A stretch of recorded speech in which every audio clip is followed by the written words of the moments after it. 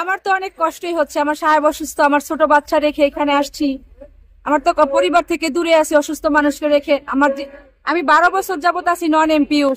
আমার মতো আর অনেকে আছে, অনেকের 20 বছর 25 বছর আছে, অনেকে নন এমপি অবস্থা রিটায়ার করেছে।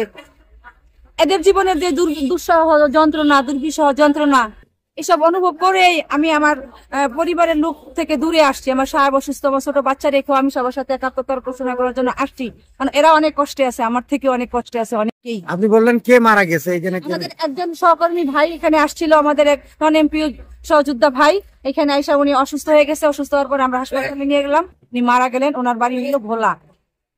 ভোলা কি নাম ওনার? ওনার নাম কামাল। কখন মারা গেছে? কবে?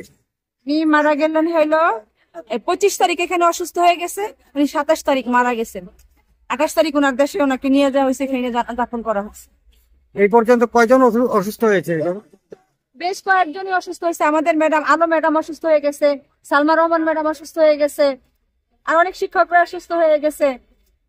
আপনাদের এই যে ইফতারি করতেন, কেউ ইফতার দেয় না? না, কেউ ইফতার দেয় নাই। আমরা ওই যে চাঁদা উঠায় ওই টাকা থেকে ইফতার এবং সেহরির ব্যবস্থা, ওই যে অল্প ভাত, আলু ভর্তা কিংবা সবজি কিংবা ডাল, এভাবে এক বেলা আর কি ভাত খেয়ে সবাই আছে এখানে।